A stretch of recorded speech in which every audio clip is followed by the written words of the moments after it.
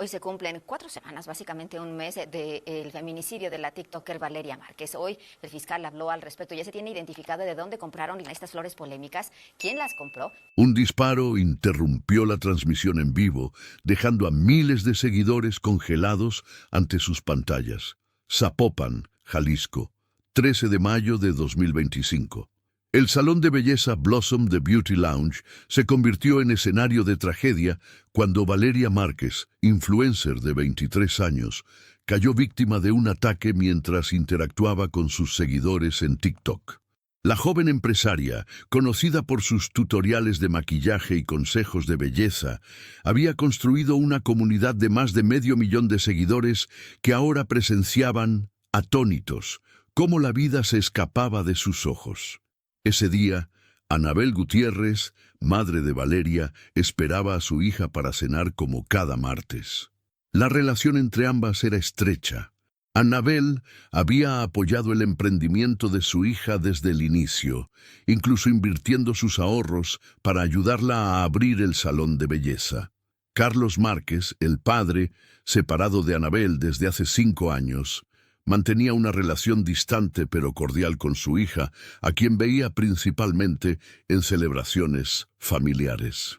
Elena Sánchez, prima hermana y socia minoritaria del negocio, había salido del local apenas 30 minutos antes del ataque para recoger suministros, una coincidencia que ahora la atormentaba con culpa. Vivian de la Torre, amiga cercana de Valeria desde la preparatoria y figura recurrente en sus videos, había intercambiado mensajes con la víctima apenas minutos antes del feminicidio. Su última comunicación, «Voy en camino, guárdame un café», quedó sin respuesta. La relación entre ambas era compleja. Compartían aficiones y círculos sociales, pero en los últimos meses, según comentarios de conocidos, parecía haberse tensado por motivos desconocidos. Tras recibir la noticia del ataque, la presidenta Claudia Sheinbaum convocó una reunión de emergencia con el fiscal general del estado de Jalisco, Salvador González. Este no será un caso más en la estadística. He ordenado la movilización de recursos federales para apoyar la investigación local.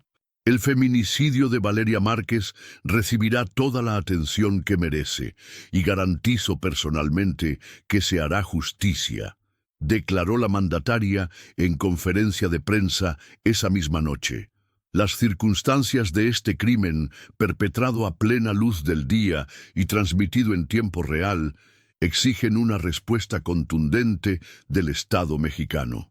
No descansaremos hasta encontrar al responsable.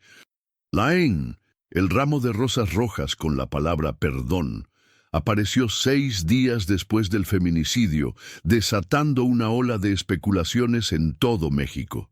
La ofrenda, colocada frente a la entrada sellada de Blossom The Beauty Lounge, fue descubierta por Daniel Ortiz, guardia de seguridad del centro comercial donde se ubicaba el salón. Las cámaras de vigilancia, que habían sido revisadas exhaustivamente tras el crimen, inexplicablemente dejaron de funcionar durante los 7 minutos en que el ramo fue depositado, un detalle que elevó las alarmas entre los investigadores del caso. El fiscal Salvador González ordenó el inmediato análisis forense del ramo y la tarjeta. «No estamos ante un simple gesto de condolencia», declaró durante la rueda de prensa del día 19 de mayo. La coincidencia con la pregunta que le hicieron a Valeria en su última transmisión sobre si prefería rosas blancas o rojas no puede ignorarse. Estamos frente a un mensaje directo del posible perpetrador. Los resultados preliminares no revelaron huellas dactilares, pero sí rastros de ADN en el listón que ataba las flores, material que ahora se comparaba con la base de datos criminal. En el apartamento de Valeria, ubicado a 15 minutos del salón de belleza, la detective Laura Méndez dirigía un segundo registro minucioso. El primero, realizado el día posterior al crimen, había sido apresurado y superficial. Esta vez, el equipo forense encontró un diario escondido detrás del cabecero de la cama, donde Valeria había anotado sus preocupaciones durante los últimos meses. Me siento observada. Alguien me envió capturas de pantalla de conversaciones privadas. No sé si es una broma pesada o debo preocuparme. Decía una entrada fechada 3 semanas antes del feminicidio. El equipo de investigación había establecido una línea temporal precisa del día del crimen. A las 14:23, Valeria inició su transmisión en vivo para mostrar un nuevo set de productos de maquillaje. A las 14:31 se escuchó el timbre del salón. A las 14:32, Valeria se levantó para abrir la puerta, momento en que quedó fuera del encuadre de la cámara. A las 14:33 se escucharon 3 disparos consecutivos. La transmisión continuó por 7 minutos más, captando solo una sección vacía del salón, hasta que los primeros policías llegaron a la escena alertados por vecinos que escucharon los disparos. Mientras tanto, la ausencia de Vivian de la Torre en los interrogatorios programados generaba cada vez más suspicacias. La joven de 24 años, quien había trabajado ocasionalmente como asistente de maquillaje para Valeria, fue vista por última vez el día después del feminicidio, cuando acudió brevemente al memorial improvisado frente al salón. Desde entonces, aunque respondía esporádicamente mensajes de texto a la policía, prometiendo presentarse pronto, no había cumplido con ninguna de las 3 citaciones oficiales. No estamos señalando a nadie como sospechoso en este momento, aclaró la fiscal adjunta Raquel Vargas. Pero necesitamos el testimonio de la señorita de la Torre con urgencia. Sabemos que estuvo en comunicación con Valeria minutos antes del ataque y que conocía las rutinas y horarios del salón. El padre de Vivian, empresario local de bienes raíces, había contratado al abogado Javier Montes, conocido por defender casos mediáticos, quien aseguraba que su cliente comparecería cuando su estado emocional lo permitiera. El video recuperado por usuarios de redes sociales, donde Vivian aparecía usando el teléfono de Valeria mientras esta última parecía desorientada, había sido autenticado por expertos de la Fiscalía. La grabación, realizada 3 meses antes en una fiesta privada, mostraba a Vivian diciendo «no le digan a la Valeria» mientras mostraba conversaciones privadas del teléfono a otros asistentes. La madre de Valeria, Anabel Gutiérrez, declaró que su hija nunca mencionó ese incidente. Si ocurrió algo así, Valeria decidió perdonarla. Ella era leal a sus amistades, quizás demasiado. El análisis del teléfono de Valeria, recuperado de la escena del crimen, reveló una serie de mensajes borrados entre ella y un número no identificado. Los técnicos forenses lograron recuperar fragmentos. «Necesitamos hablar sobre lo que descubriste», decía uno fechado 3 días antes del crimen. «No me obligues a tomar medidas», señalaba otro del día anterior. Valeria había respondido a este último con un escueto «no te tengo miedo». La presidenta Claudia Sheinbaum, quien seguía personalmente los avances del caso, convocó a una reunión extraordinaria del Gabinete de Seguridad. «El mensaje de perdón es particularmente perturbador», señaló ante los medios después del encuentro. «¿Perdón por qué? ¿Por el crimen ya cometido o por algo que está por venir? He instruido a la Fiscalía General de la República a colaborar directamente con las autoridades de Jalisco. También he ordenado revisar todos los feminicidios recientes de influencers para detectar patrones similares. El asesino de Valeria Márquez debe saber que no hay lugar en México donde pueda esconderse. Utilizaremos todos los recursos del Estado para encontrarlo». En las afueras del salón de belleza, ahora convertido en santuario improvisado, cientos de seguidores de Valeria mantenían una vigilia permanente.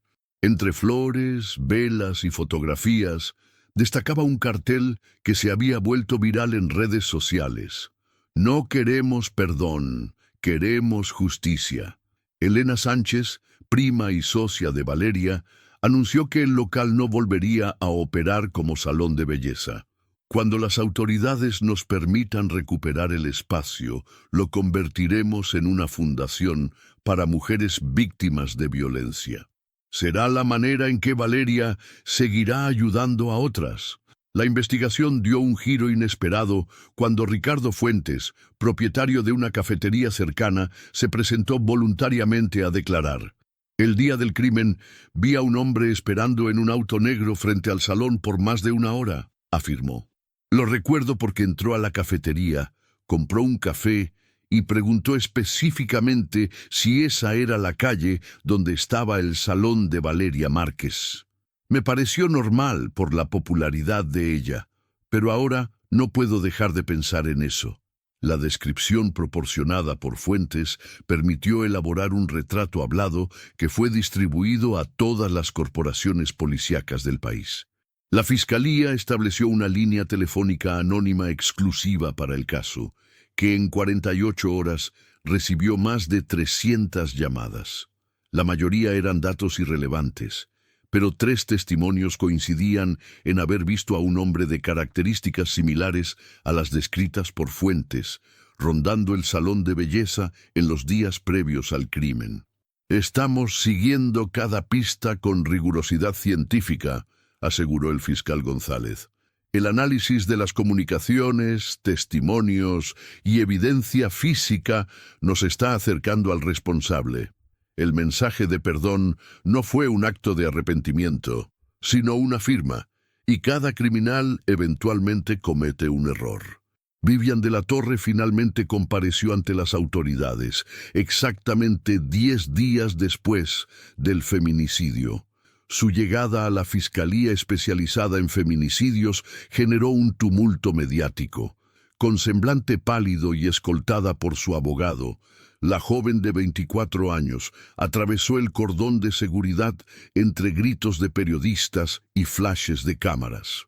Mi clienta se presenta voluntariamente para colaborar con la justicia, declaró el licenciado Javier Montes. Solicitamos respeto a su presunción de inocencia y a su estado emocional tras perder a su mejor amiga. El interrogatorio duró 6 horas y 40 minutos. Dentro de la sala, la fiscal Raquel Vargas y 2 detectives especializados confrontaron a Vivian con las inconsistencias en sus mensajes y su ausencia deliberada durante los primeros días de investigación. La declaración inicial de Vivian sostenía que había cancelado su visita al salón de belleza a último momento debido a un compromiso familiar urgente.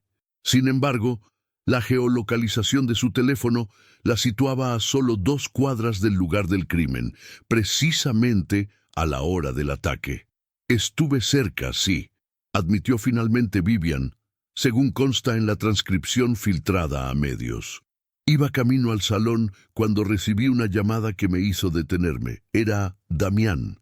El nombre cayó como una bomba en la sala de interrogatorios. Damián Cárdenas, exnovio de Valeria, había mantenido una relación turbulenta con la influencer durante 2 años, terminando 8 meses antes del crimen. La ruptura, según círculos cercanos, había sido iniciada por Valeria tras descubrir múltiples infidelidades. La revelación de Vivian abrió una nueva línea de investigación.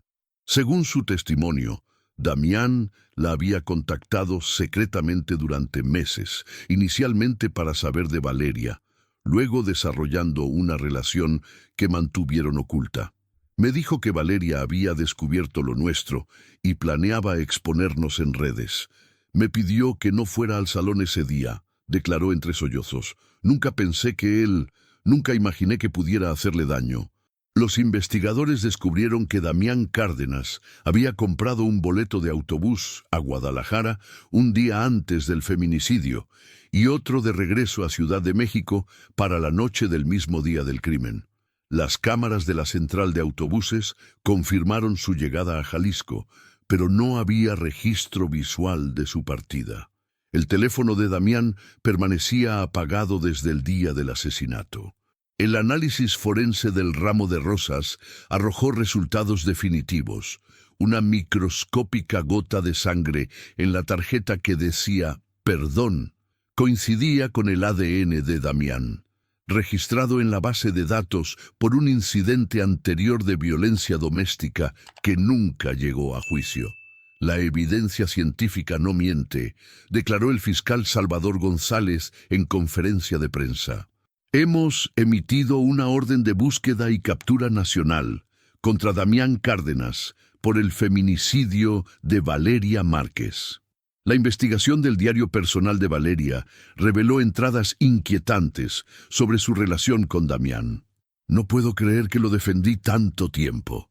Escribió 3 meses antes de su muerte. Los mensajes que encontré en su teléfono son solo la punta del iceberg. Me amenazó, pero ya no tengo miedo. Tengo pruebas de todo.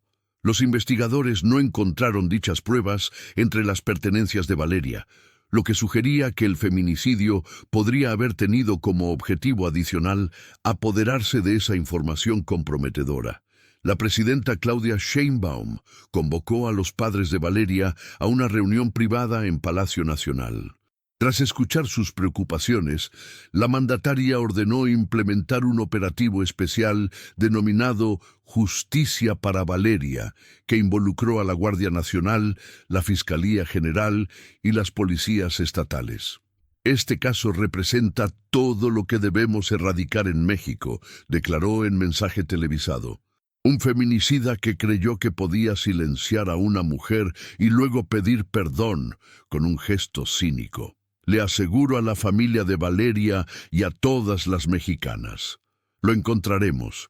Será juzgado con todo el peso de la ley y su caso sentará precedente para que ningún agresor crea que puede escapar de la justicia.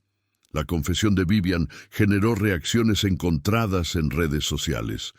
Mientras algunos la consideraban cómplice por omisión, otros veían a otra víctima manipulada por Damián. El fiscal aclaró su situación. La señorita de la Torre permanece como testigo clave. Su cooperación tardía es reprochable, pero su testimonio ha sido fundamental. Continuará compareciendo periódicamente ante la Fiscalía mientras avanza la investigación. 48 horas después de la orden de captura, la imagen de Damián Cárdenas aparecía en cada pantalla de México. La cacería nacional del feminicida de Valeria Márquez había comenzado. La captura de Damián Cárdenas ocurrió en circunstancias inesperadas. No fue encontrado huyendo hacia la frontera ni escondido en algún remoto pueblo, sino en el Hospital Psiquiátrico San Juan de Dios en Zapopan, a menos de 5 kilómetros del lugar del crimen. El hombre de 27 años había ingresado voluntariamente la noche del feminicidio, presentándose con nombre falso y alegando ideaciones suicidas.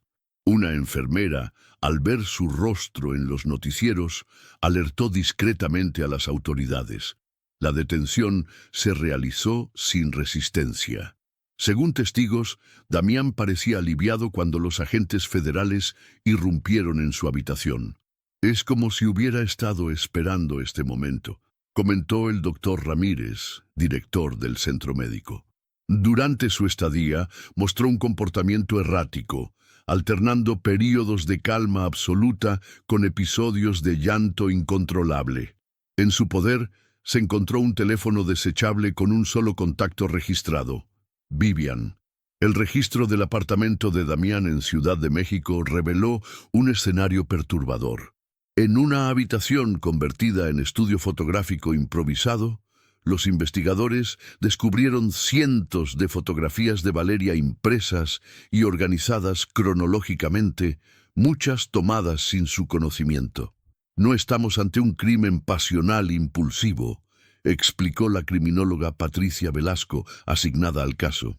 El nivel de organización y obsesión evidencia premeditación y una peligrosa fijación que evolucionó hasta el feminicidio.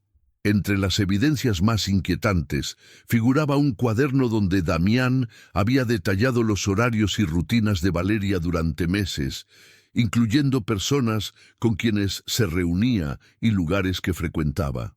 La última página contenía un perturbador plan de contingencia, con 3 escenarios posibles después de el encuentro final. como él lo denominaba. El escenario B, marcado como ejecutado, incluía entregarse a autoridades médicas bajo identidad falsa. El análisis forense del arma homicida, encontrada en un lote baldío cerca del salón de belleza, confirmó las huellas dactilares de Damián. La pistola calibre .22, reportada como robada 6 meses antes en el Estado de México, había sido disparada 3 veces. 2 proyectiles impactaron a Valeria, mientras que el tercero quedó incrustado en una pared del salón. La trayectoria de los disparos indica que el atacante sabía exactamente lo que hacía, señaló el perito balístico. No fue un ataque descontrolado, sino una ejecución calculada. La primera audiencia judicial se desarrolló bajo medidas extraordinarias de seguridad. Damián Cárdenas, custodiado por elementos de élite de la Guardia Nacional, ingresó a la sala esposado y vistiendo chaleco antibalas. Su abogado defensor, asignado de oficio tras el rechazo de varios despachos privados a representarlo, solicitó una evaluación psiquiátrica exhaustiva, alegando que su cliente no estaba en condiciones de afrontar el proceso. El juez Humberto Vega rechazó la petición. Los trastornos mentales posteriores al delito, especialmente aquellos que pudieran ser inducidos por el propio acusado, no son excluyentes de responsabilidad, dictaminó. Este tribunal no permitirá tácticas dilatorias en un caso que ha conmocionado a la nación entera. La vinculación a proceso por el delito de feminicidio agravado fue inmediata, estableciendo prisión preventiva oficiosa sin derecho a fianza. Mientras tanto, la investigación continuaba profundizando en la relación entre Damián y Vivian. Los mensajes recuperados del teléfono desechable revelaron que su vínculo había comenzado casi inmediatamente después de la ruptura con Valeria. «Ella nunca te valoró como yo lo hago», escribió Vivian en uno de los primeros intercambios. Con el tiempo, las conversaciones evidenciaban una complicidad creciente y un resentimiento compartido hacia la influencer. 3 semanas antes del feminicidio, Vivian envió un mensaje crucial. «B, dice que tiene pruebas contra ti. No sé qué sea, pero está decidida a hacerlas públicas pronto». La respuesta de Damián fue escueta. «Déjamelo a mí». A partir de ese momento, sus comunicaciones se volvieron más crípticas, utilizando un lenguaje codificado que los investigadores aún trabajaban en descifrar completamente. La fiscal Raquel Vargas solicitó una segunda comparecencia de Vivian, esta vez con carácter de indiciada. Los nuevos elementos sugieren un grado de conocimiento previo que podría configurar complicidad, por omisión o incluso coautoría intelectual, explicó en documento judicial. Sin embargo, Vivian había desaparecido de su domicilio la noche anterior. Su padre afirmaba desconocer su paradero, mientras su abogado aseguraba que se presentaría en el momento oportuno. En conferencia mañanera, la presidenta Claudia Sheinbaum abordó los avances del caso. La captura de Damián Cárdenas representa un primer paso hacia la justicia, pero la investigación no está cerrada. He instruido a la Fiscalía a explorar todas las ramificaciones de este feminicidio, incluyendo posibles cómplices. El mensaje de perdón que tanto nos inquietaba adquiere ahora un significado más claro. No era arrepentimiento, sino una firma macabra, una forma de reivindicar su crimen. Este caso debe establecer un precedente en México. Ningún feminicida quedará impune, y ningún cómplice podrá escudarse en el silencio. La familia de Valeria emitió un comunicado agradeciendo los avances en la investigación, pero exigiendo que se esclareciera completamente el papel de Vivian. «Confiábamos en ella como parte de la vida de nuestra hija», expresó Anabel Gutiérrez. «Su traición va más allá de una simple lealtad rota. Su silencio pudo haber salvado la vida de Valeria». Carlos Márquez, padre de la víctima, anunció la creación de una fundación que llevaría el nombre de su hija, dedicada a prevenir la violencia digital contra mujeres jóvenes. Mientras la búsqueda de Vivian se intensificaba, un elemento inesperado emergió en la investigación. El análisis de las pertenencias de Valeria en el salón de belleza reveló una memoria USB oculta en el forro de su bolso.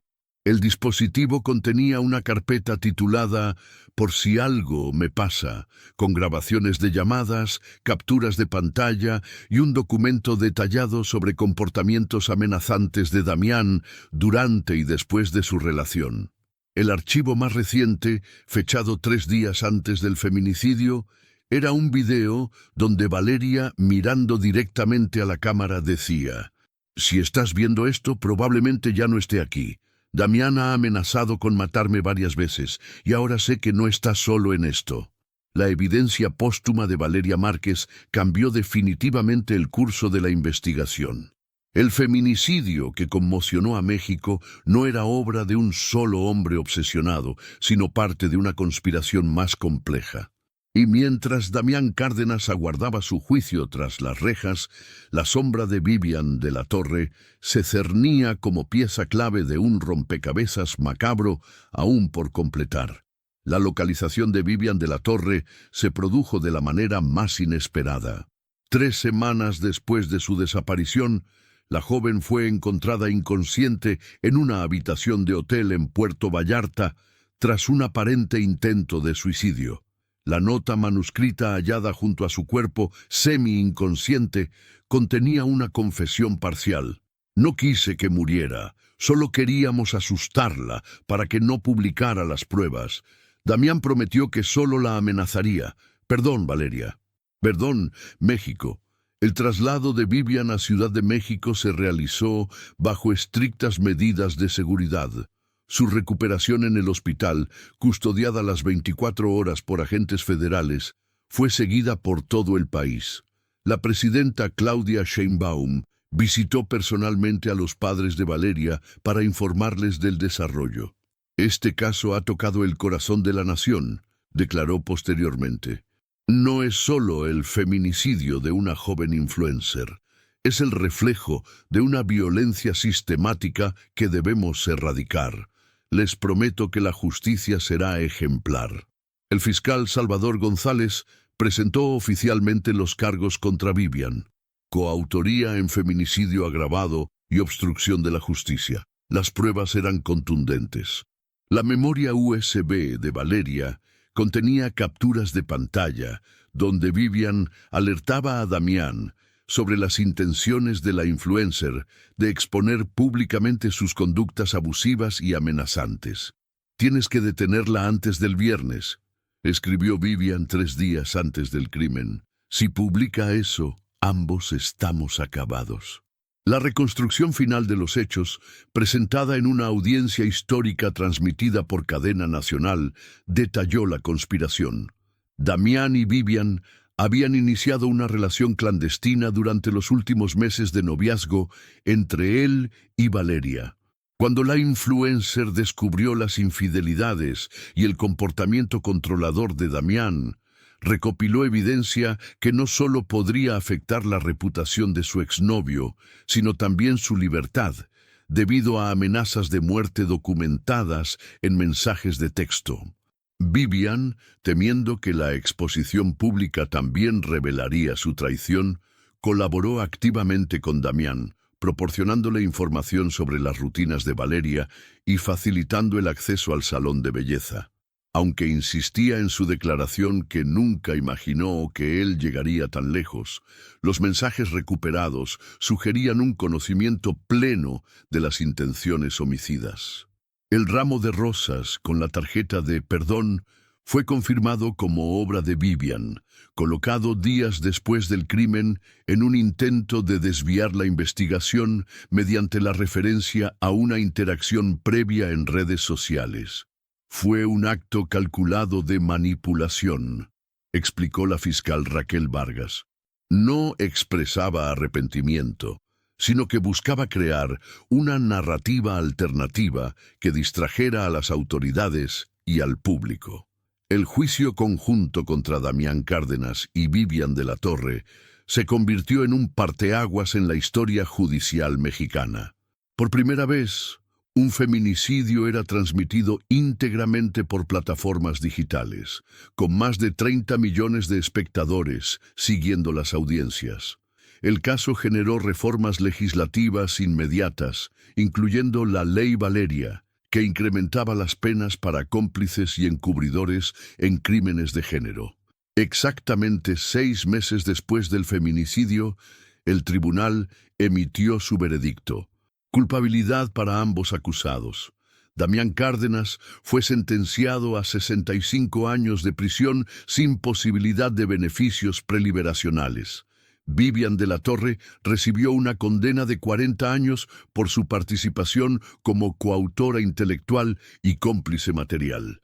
La sentencia fue leída ante una sala repleta donde los padres de Valeria escuchaban tomados de la mano. «Ninguna condena devolverá a nuestra hija», expresó Anabel Gutiérrez tras el veredicto. «Pero hoy México ha demostrado que la vida de las mujeres importa, que la justicia es posible». Carlos Márquez, visiblemente emocionado, añadió: «Valeria siempre decía a sus seguidoras que alzaran la voz ante cualquier abuso. Hoy su voz ha sido escuchada en todo el país». La presidenta Claudia Sheinbaum, en su mensaje a la nación, tras conocerse la sentencia, fue contundente. El caso de Valeria Márquez representó uno de los episodios más dolorosos de violencia contra las mujeres en nuestra historia reciente, pero también marca un antes y un después en cómo enfrentamos los feminicidios en México. Las reformas implementadas, los protocolos mejorados y el compromiso renovado de todas las instituciones del Estado garantizarán que su memoria perdure en forma de protección para todas las mexicanas. El salón de belleza Blossom de Beauty Lounge fue reinaugurado como sede de la Fundación Valeria Márquez, un espacio dedicado a la prevención de la violencia digital y la protección de mujeres en situación de riesgo. Elena Sánchez, prima de Valeria, asumió la dirección del proyecto que ya brindaba asesoría legal y psicológica a cientos de jóvenes. En el primer aniversario del feminicidio, un mural de 15 metros con el rostro de Valeria fue develado en el centro de Zapopan. Bajo su imagen, una frase que ella solía repetir en sus videos: «Tu voz es tu poder. Nunca permitas que nadie te silencie». La ceremonia, encabezada por autoridades federales y estatales, se convirtió en un acto nacional de conmemoración y compromiso. El caso, que comenzó con un disparo durante una transmisión en vivo y un misterioso mensaje de perdón, había culminado con justicia ejemplar y transformaciones sociales profundas. El nombre de Valeria Márquez ya no evocaba solo tragedia, sino también un legado de cambio y esperanza para las mujeres de México.